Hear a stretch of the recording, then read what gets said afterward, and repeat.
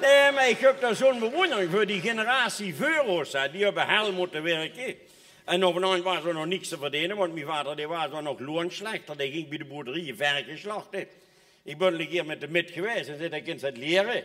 Dus weer naar die boerderij en mijn vader had het varken op de stal, ik kost hem. En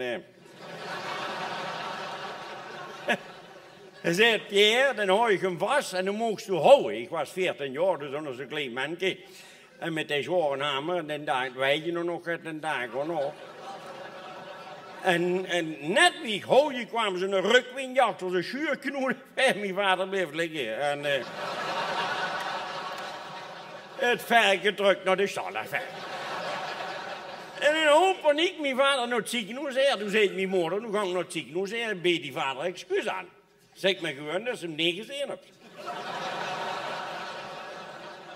Dus ik naar het ziekenhuis her, toen kwam ik toe, zei mijn moeder, wat zag die vader in het ziekenhuis? Ik moet het vlogen weglaten.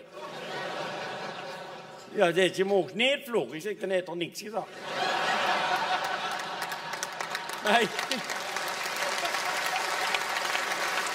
Nee, maar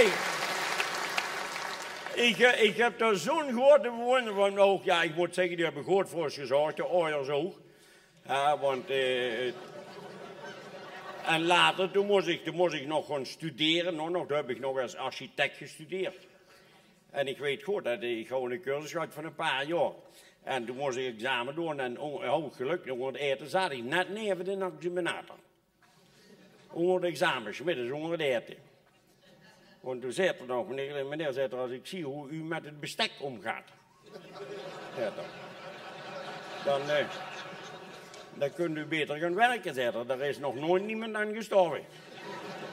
Zeg, ik wil ook niet de eerste zijn.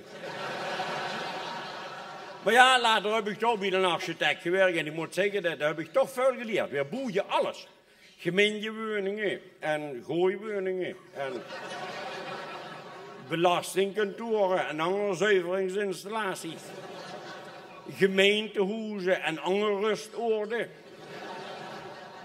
En wie ik dat gedaan heb, dan moest ik toch een beetje... En toen heb ik nog een poosje gewerkt op het ministerie van Economische Zaken in Den Haag. Als elektricien. En ja, ik moest al die kapotte TL-buizen vervangen. Weet je wat, die werken ze wel met kunstlicht. Er zijn nog te veel dingen die kunnen geen dagleven verdragen. En die kapotte TL-buizen die heb ik allemaal bewaard. En die ben ik nu in België aan het verkopen. Daar zijn ze hartstikke gek met. Die zeggen ook weer, vandaag zijn die nog prima. Ja, maar niet.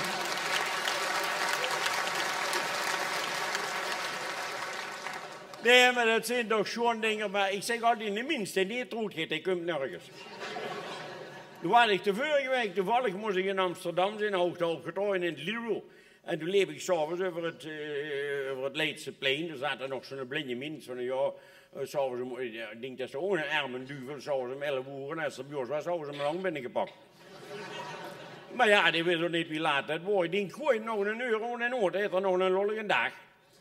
Die gooi je niet een euro en een oort. En die willen toevallig niet hebben, dan moet ik hem oprapen, hadden hem zelf wel in een oort gelachen.